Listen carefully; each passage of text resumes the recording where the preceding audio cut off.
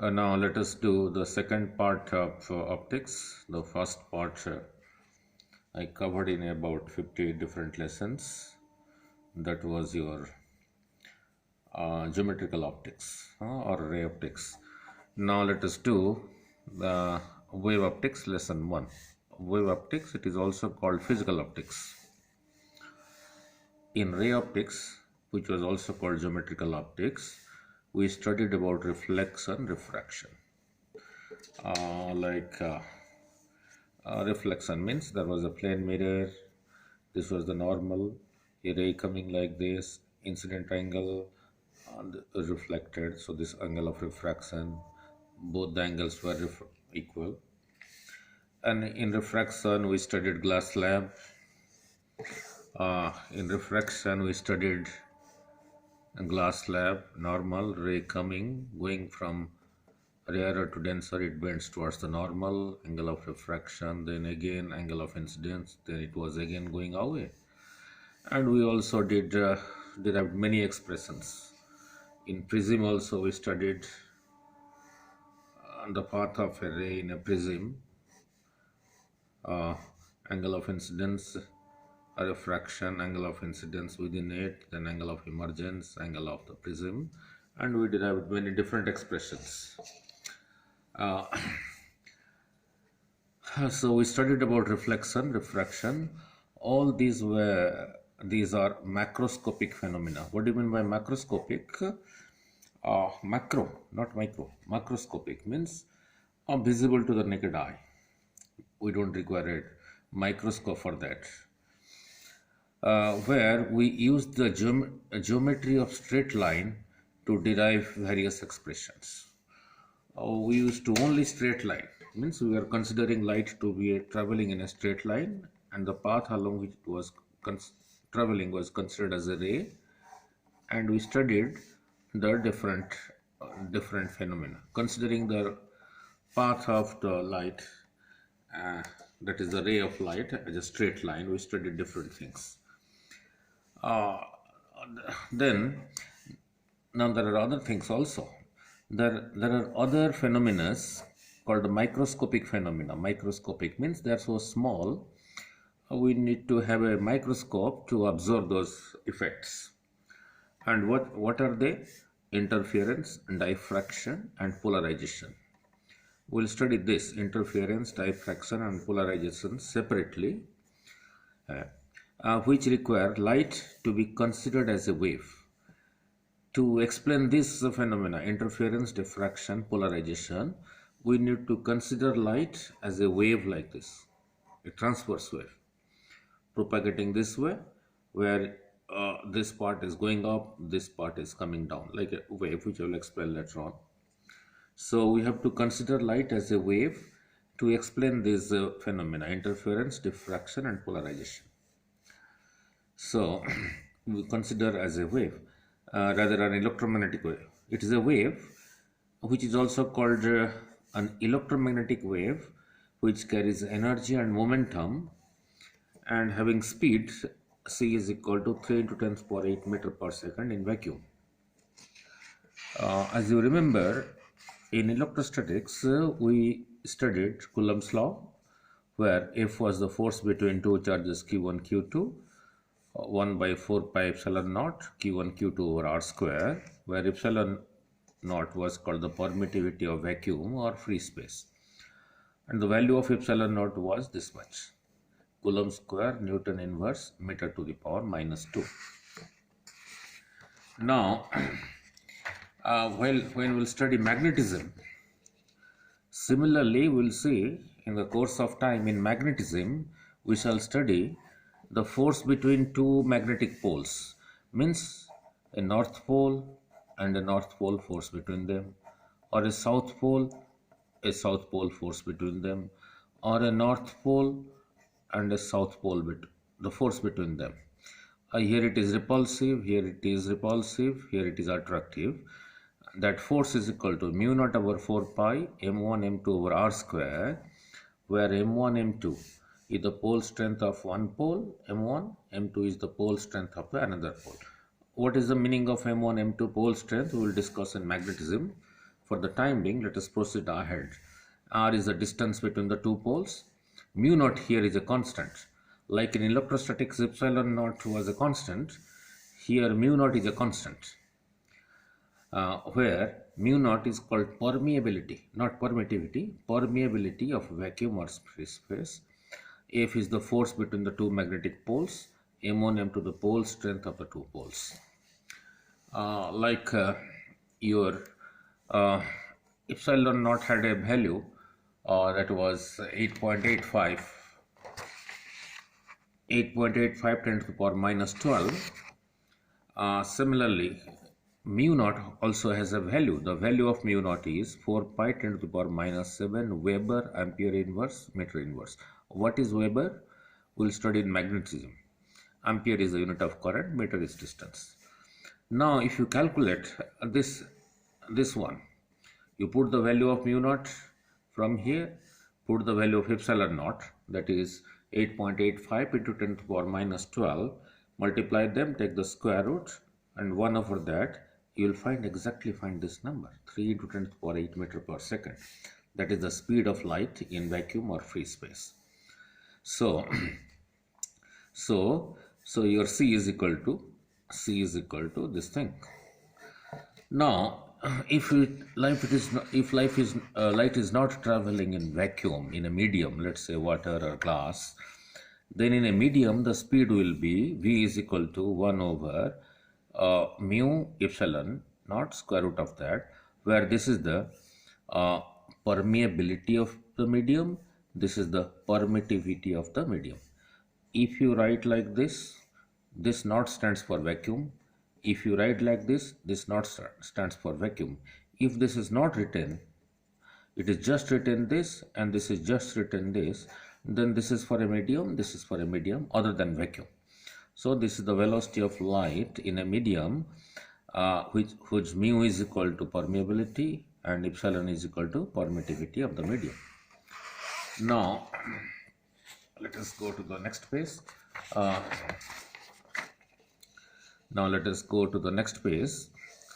Now, light is an electromagnetic wave.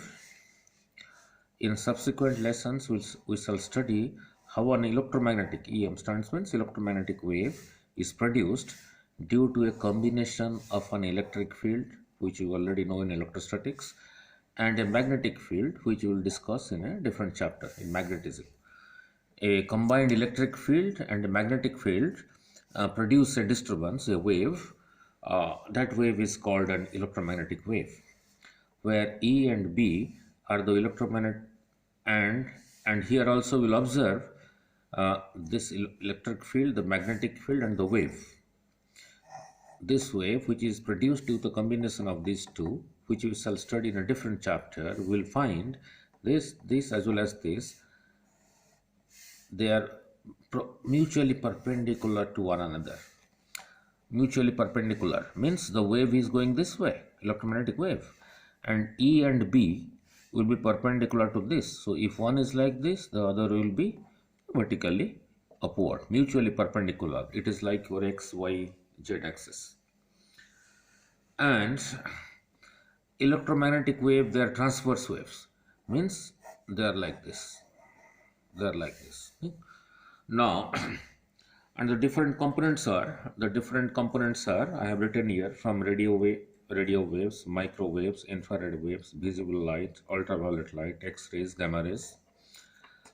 Visible light, when you say visible light, from violet, indigo, blue, green, yellow, orange, red, to which our eye is sensitive. And the way I have arranged here, the frequency increases to this side, means gamma rays have the maximum frequency, radio waves have the least frequency. Radio waves of the frequency this hertz in this range, and gamma rays have frequency this hertz. Now let us do little calculations about waves. Look, this is a wave.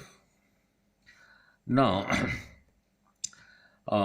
this is traveling to this side, let's say with a velocity v. This, from this point to this point, this distance is called wavelength. From this point to this point, is called a wavelength. Let the wave travels from O to this point P in time t. So in time t, it is covering a distance equal to the wavelength, that is lambda. In t time, distance traveled is lambda. So unit time, the distance traveled will be lambda over t, distance over time. Therefore is the speed. The speed of the wave is lambda by t. Now if you look again, from here to here, from O to P, this is called one vibration. This is called the second vibration. So from here to here, I have taken the time as capital T. So in time T, that is one vibration. So in unit time, there will be 1 over T vibrations. This is called frequency, written as nu. So from here, your V will be equal to lambda into 1 by T. For 1 by T, I can write nu. So nu lambda. So V is equal to your frequency into lambda. So your V is equal to your frequency into lambda. Now, let us know what is the locus. Now, what is a locus? This is not in the syllabus. Actually, your wave optics syllabus starts with the concept of a wavefront. To understand what is a wavefront, we need to understand what is a locus. Now, what is a locus? Locus is the path traced by a moving point under certain conditions. I will explain you here. It is the path traced by a moving point under certain conditions. Now look, how can I explain circle using this word locus? Now look, so locus is the path traced by a moving point under certain conditions. Look, this point P is a moving point. I put a condition on this point P. What is the condition? This point P has to move on this plane, the plane of the paper, such that its distance from this point, this called a fixed point, remains constant. Then how it has to move? Suppose this distance is from here to here is 5 centimeter. So when it comes here, this distance will be 5 centimeter. When this comes here, this distance will be 5 centimeter. When it comes here, this distance is 5 centimeter. So keeping this distance constant, if this point P has to move on this plane, then it has to move like this. And see what it has created, a circle. So a circle, so when this point is moving under this condition that its distance from the point O, which is a fixed point, remains constant, then the path it is tracing on this plane is a circle. So a circle is the locus of a point that moves on a plane such that its distance from a fixed point called the center remains same. So it is creating a circle. O is the fixed point, P is the moving point. Under the same condition written here, if I slightly change this condition, what is the changed condition? If a point P, the moving point, under the condition its distance from O is constant, but the point P is allowed to move in space. Under the same condition as above, if the point moves in space, then it will give a sphere. Means this is your point O, fixed point O, this is point P, this distance is constant, so it is moving like this, it is moving all around in the space. So it will give you a sphere. So sphere is the locus of a point which moves in space such that its distance from the center from another point, fixed point called the center, remains constant. So that is what a sphere is. So you can define a sphere using this term locus.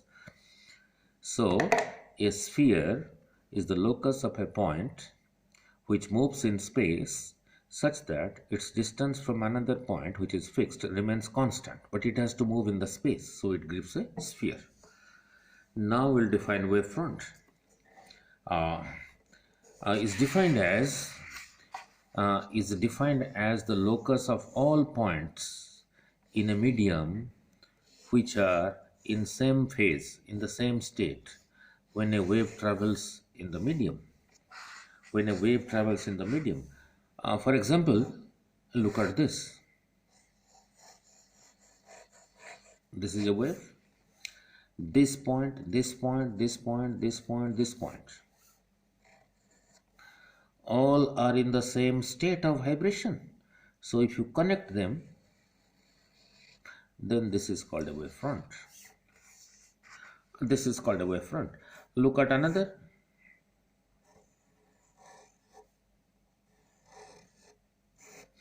Let us not consider this point. Consider this point. Now, which is the next point that is identical to this? Is this? Which is the next point that is identical to this? Is this point?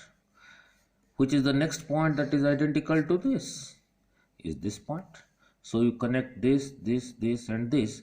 This is called a wavefront, means identical, having the same state of vibration.